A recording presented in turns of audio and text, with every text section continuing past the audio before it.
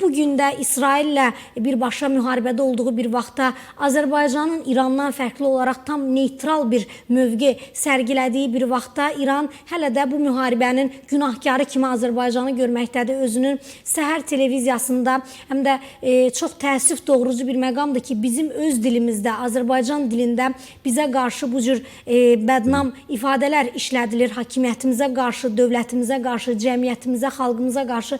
Elə bu mövzudan ilkin olaraq başlamağımızı istərdim. Züleyxa xanım, məsələ burasındadır ki, biz belə deyək ki, İsraili hər halda İranın erməniləri dəstəklədiyi qədər, heç onun 1/10 qədər, 1/1000 qədər də dəstəkləməmişik. Biz nə eləmişik? Biz neft çıxartmışıq, neftimizi kiməsə satmalıyıq. İndi biz özümüz birbaşa o erməni şeyə də, yəni Yahudilərə də, İsrailə də satmamışıq. Biz satmışıq trading şirkətləri olur ona, onlar da bizim o neftimizi bilmirik ki, kimə satır. Özdə hamısını yəqin ki, orada qatıb qarışdırırlar, ərəbin nefti qarşı Heydər bəy, bizə, bununla bağlı Hikmət Hacıyevin də, prezidentin köməkçisi Hikmət Hacıyevin də çox maraqlı bir bəyanatı olmuşdu ki, Ceyhan limanında o neft tankerlərə yığıldı, artıq bizə məxsus deyil. Doğru. İndi söhbət ondan gedir ki, amma biz bu Qarabağ döyüşləri zamanı, xüsusilə 44 günlük müharibədə hər gün o İran maşınlarının ermənilərə yanacaq daşıdığını, silah daşıdığını, hətta bunu çəkib videolaşdırdığımızı da mən xatırlayıram. Yəni biz dəfələrlə bunun şahid olduq ki, ermənilərə ancaq elə neft daşıyırdılar, silah daşıyırdılar, boyunlarına da qoyanmırdıq. Deyirlər ki, bizim deyil. Sonra da nə bilim biz dəfələrlə bunu sübut edəndən sonra ən sonunda artıq onları kəsməyə məcbur oldular. Kəsməyə məcbur oldular deyəndə biz getdik artıq o Laçın o keçid məntəqəsini qurduq və oradan keçirməyə imkanları olmadı. Yəni adamın bir abırı, həyası olar. Yəni insanda abır, həya yaxşı şeydir. Sən əvvəl bir özünə bax, öz gözündə tiri gör, xalqın gözündə o tük axtararsan. Üstəlik, yenə deyirəm, əgər biz ona görə deyək ki, İsraildən bir də silah almışıq. İsraildən silah alıb nə eləmişik ki, bir müsəlmanın başına tökməmişik o silahı, bir müsəlmanı öldürməmişik ki, mən bunları niyə deyirəm, müsəlman, xristiyan fərqi yoxdur, amma söhbət ondan gedir ki, İslam Respublikasının liderləri bu sözləri deyəndə istər-istəməz bu suallar ortaya çıxır. Xüsusən din pərdəsinə bürünmüş bir dövlət. Bəli. Çünki bizi az qala dindən çıxmaqda ittiham edirlər, amma belə deyək də, ona görə mən bunlara cavab verirəm. Biz İsraildən aldığımız o silahı hansısa müsəlmanın başına atmamışıq. Amma İranın özü İraq savaşında, Züleyxa xanım, bütün silahların hamısını İsraildən alıb. İsrailli bir generaldan alıb, Amerika silahları, Amerika o vaxtları İrana embargo qoymuşdu, silah satmırdı. Həmən o silahların hamısını İraq müharibəsi zamanı o İsraildən aldı İran. İsrailli bir general Amerika silahlarını Amerikadan alıb İsrail adına satırdı İrana. İndi yaxşı, biz deyək ki, İsraildən silah alıb erməninin başına vurmuşuq. Bizim torpağımızı işğal edən, bizim ərazilərimizə göz tikən bir yenə İranlıların məntiqi ilə deyirəm, kafirin başına döymüşük o silahları, o kafiri öldürmüşük. Bəs sən axı müsəlmanı öldürürdün. İndi necə olursan bir müsəlman dövlətinin başçısı kimi, bir müsəlman dövləti kimi o Yahudidən aldığın silahı müsəlman İraqın başına tökürdün və amma sən yenə müsəlman olaraq qalırsan. Biz amma öz torpağımızı işğaldan azad eləmişik. Və bu silahları İsraildən aldığımıza görə olmuşuq Siyonizmin nökəri və yaxud nə bilim nəyiz və yaxud Siyonist olmuşuq. Bu hansı məntiqlə, hansı ağılla bu sözü demək olar? İnsanlar ümumiyyətlə Allah adamın birinci ağlını alır, sonra canını alır. Bu İranın da deyəsən ilk dəfə ağlını alır, ilk aşamada. İndi bu növbəti dəfədə onun canını alır, özü kimin əlini alır? Həmən o bir vaxtlar o sığınıb, qucağına qaçıb, qucağında oturub, nə bilim, Amerika ilə əlaqələr qurduğu İsrailin əlindən alır. İndi sən İsraillə problemin var, ged İsraillə məsələ və həll elə. Qaçıb girmişdin Bunkerə İsrailin adını eşidən kimi. o İsrailin təyyarələrinə 135 dənə təyyarə gəldi, İranı küllü küvan elədi. Bir tərəfindən girdi, o bir tərəfindən çıxdı. Bunker o bombalarıyla onun o Fordo Nüvə mərkəzi. Nüvə mərkəzini Natans, Fordo və İsfahan. Bəli, İsfahan və Natans o mərkəzlərini, nüvə mərkəzlərini dəlik deşik elədi. Bir dənəsinə atəş aça bilmədi qorxusundan. Yəni atıb vurmadı deyil, ata bilmədi. Qorxusundan ata bilmədi. Niyə? Çünki Amerikaya qarşı bu silah ata bilmir, nə bilim İsrailə qarşı bu silah ata bilmir. Buna nə deyirlər? Züraya xanım, buna deyirlər ki, ağasının üzünə ağ ola bilmir. Ağasının üzünə ağ ola bilmir, gəlib bizim üstümüzə belə yekə, belə nə bilim, elə bil ki, o alçaq dağlara, sən get, sənə kim başıma od əlir, get onun yaxasından yapış. Biz səndən qardaş, dost olmaq, qonşu olmaq, mehriban əlaqələr qurmaq istəyirik. Özdə bunu sənə görə deyil, bunlar. Bu hörmət sənə görə deyil. Mənim orada yaşayan 30 milyon, 40 milyon o ölkənin yarısı mənim o qardaşlarımdır. O torpaq, o vətən, o belə deyək, Respublika əslində Azərbaycan türkünündür. Keçirib sizlərə Rusla bərabər bölübsüz, İngilisin də gedibsiz, o razılığını alıbsınız, İsraildən dəstək alıbsınız, Siyonizmə gedib özünüz yaltaqlanıb, yalvarıb, nə bilim, nəsə eləyibsiz. İndi var, heç olmasa bir abırdın sayanız olsun, bir xəcalət çəkin, bir utanın. Bizə ad qoymayın, birinci özünüzə baxın, birinci öz gözünüzdə tiri görün, sonra başqasının gözündə qıl axtararsınız. Yenə deyirəm, biz heç kəsə düşmən deyilik, nə İsrailiyə düşməniyik, nə ərəbə düşməniyik, nə farsa düşməniyik. Biz bu dünyada yaşayan insanlar kimi bərabər əlaqə qurub, bərabər dostluq eləyib, bərabər ticarət əlaqələri ilə özümüzü də, qonşularımızı da inkişaf elətdirmək istəyirik. Bu mudur pis? Yoxsa sən gedəsən, ermənini dəstəkləyəsən, erməni mənim qədim, 1000 illik qardaşımdır deyəsən və onun xətrinə, onun maraqları naminə özünün o din qardaşıva qarşı çıxasan, güllə atasan ona, onun qabağını kəsib qoymayasan öz o haqqını, marağını təmin eləyə.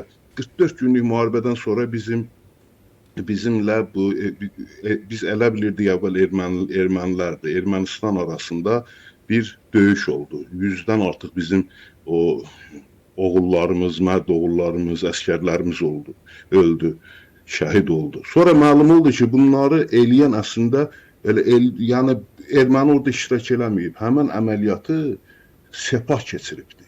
İndi sən nə xəcl üzlə, nə utanmazlıqla gəlirsən, kiməsə dərs öyrədirsən, kiməsə əxlaq dərsi keçirsən, kiməsə nə bilim din öyrədirsən, bu mudur sənin dinin?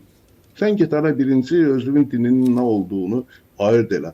Paşinyan getmişdi, o Züraya xanım bu İrana, Tehranda dini liderlə görüşdü. Dini liderin buna dediyi söz nə oldu bilirsiniz? Dedi ki, yəqin ki sən başa düşürsən ki, Zəngəzur dəhlizini açmaq erməni milli maraqlarına ziddir. Sanki bu ermənidir, erməninin milli maraqlarının nə olduğunu bilir. Sanki bu müsəlmanların lideri yox, ermənilərin lideridir, dini lideridir. Katolikos deyirlər, Katolikos. Sanki bu erməni katolikosudur. Gəlib oturub orada Paşinyana, nə bilim, erməniçiliyi öyrədir, erməni milli maraqlarından danışır, ona yol göstərir. Paşinyan yazıq başını götürdü, qaçdı İrandan. Gəldi, İranda da qalanmadı ki, cəmaat qalxacaq ayağa, indi İranda biraz bu tərəfdən qızışdıracaq. Qaçdı, getdi Fransada velosiped sürməyə. Yəni, sən kimlə danışsan, yaxşı. Paşinyan o anda getdi ki, Türkiyəyə, o anda getdi ki, bu münasibətlərimizi düzəldə, yəni Türkiyə ilə, Azərbaycanla münasibətlərini düzəldə. Onda ki, İran başladı bombalanmağa. Təsəvvür eləyən fürsət tapdı ki, bunların əlindən qaçsın, geçsin bu Türklə, Azərbaycanlı ilə əlaqə qursun, dostluq münasibətləri yaratsın, qonşuluq münasibətlərini bərpa eləsin. Adam bir xəcalət çəkər də. Yaxşı, indi bizdən xəcalət çəkmirsən, yenə özün bilərsən. Biz qaldıq qıraqda. Sən heç olmasa öz millətindən, özünün xalqından o xəcalət çək. Onlar səni müsəlman bilirlər. Onlar səni müsəlmanların rəhbəri hesab edirlər. Və sən də onlara heç olmasa o müsəlman kimi rəftar elə. Sən heç olmasa o haqla düzü, haqla səhvi, nahaqqı ayırd elə. Mən demirəm, sən müsəlmanların tərəfini tut. Mən onu demirəm, bizə ehtiyac yoxdur elə bizim tərəfimizi tutmağa. Sən haqla nahaqqı ayırd eləməlisən. Ən az ona görə ki, adın dini liderdir, dini rəhbərdir. Dini rəhbər, hətta o dini təəssübkeş də olmamalıdır. Yeri gələndə haqqı deməlidir. Mənim müsəlman olmağıma baxmayaraq, mən əgər səhvəmsə, mənim səhvimi üzümə deməlisən. Mənim səhvimi mənə pıçıldamalısan, mənə yol göstərməlisən. Sən onu eləmirsən axı. Sən gedirsən erməninin marağını özlə bütün dünya car çəkə-çəkə, nə bilim, xəcalət çəkməyə sən bunları edirsən, sonra da durursan ara kiməsə, nə bilim, nə söylədirsən. Baxın, bütün günü Erdoğan əleyhinə danışırdılar. Erdoğan Bakıya gələndə həmən o Xameneyi deyilən adam, indi adına dini lider deyirlər, nə deyirlər, yəni öz işləridir, biz başqa dövlətin daxili işlərinə qarışmırıq. Bu adam belə deyə, bir şəkil paylaşmışdı özünün o vaxt, o indi X platforması deyirlər, o vaxt Twitter idi. Twitterdə bir karikatura paylaşmışdı. Özü o oturubdu, yekə belə bir adam kimi, bir əcdaha kimi, Erdoğanla da güya İlham Əliyevin qabağında cücə kimi də belə deyək, o Lilliput kimi bunlara alın belə göstərərək bunlara dərs keçir. Və nə bilim, indi Fars dilində də yazıb ki, o Xameneyi onlara dəstur dedi. Özü paylaşıb. Adam əvvəla biraz təvəzzökar olar, dini lider daha çox təvəzzökar olar. Sən özünü reklam eləməklə məşğul idin və kimisi aşağılayıb, kimdənsə o belə özünü yüksək göstər. Amma indi ya Erdoğana zəng edirsən, ya nə bilim sənin adamların zəng edir, yalvarır ki, xahiş edirik, biz bu vəziyyətdən çıxart, ya Azərbaycana müraciət edirsiniz, biz böyük məmnuniyyətlə bunu eləyərik, amma yenə də dilimizi qarnımıza qoymursunuz, gah səhəri, gah zəhəri üstümüzə qışqırtırsınız. Belə olmaz axı. Bir söz var, deyir, itini götür ayağına bağla. Adama onu deyərlər. Və biz susuruq, qardaşlıq xətrinə hesab edirik ki, bizim orada özümüzün qardaşlarımız var, müsəlmanıq, yeri gələndə İran çox pis vəziyyətdədir, indi o insan pis vəziyyətdə olanda qonşusu ona kömək eləyər. Amma imkan vermirsən, sənə bir kömək də eləyər. Sən elə edirsən ki, arada münasibətlər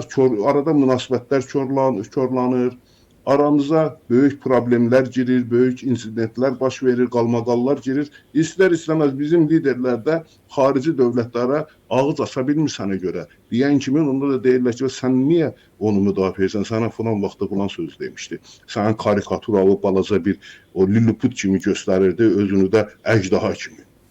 Və yəni elə ki, bu sözlər heç olmasa deyilməsin, sənin xahişi eləyəndə bizi geri çevirməsinlər. Sən özü fikirləş, bizi fikirləşmə. Bu günlər İran elə bir vəziyyətdədir ki, bütün dünya onun haqqında fikirləşməyə çalışır. Allahın o İsraili belə, hətta İsraili indi bunlarla düşməndirlər də. Bugün oxuyuram İsrail qəzetlərində deyirlər ki, İsrail qəzetləri götürübdür, Yerasalim Post o nəşri yazıb ki, Xameneyi 2 gündür yoxdur. 2 gün yox, yəni yazıb bir həftə, 10 gündür yoxdur, 2 gündür atəşkəsdir, bu 2 gündür atəşkəsdə də yoxdur. Ona görə də artıq o İranlılarda belə bir sual yaranıb ki, bu hardadır? Başlayıblar müzakirə eləməyə, hətta bəzi o İranda yaşayan, o İranda fəaliyyət göstərən jurnalistlərin, o qəzet redaktorların fikirlərini də veriblər, məsələ birini vermişlər. Hətta belə çıxır ki, onlar onun ölümündən şübhələnirlər. Hətta bunu açıq şəkildə dilə gətirən qəzet redaktorları var idi. İndi təsəvvür edin, hətta İsrail sənin haqqında başlayıb fikirləşmək, gör nə gündəsin. Düşmən belə sənin haqqında fikirləşir, düşmən belə sənə acıyır və imkan ver, qoyasımızda biz sənə acıyaq da, sənin gözünün gələk yaşını silək də.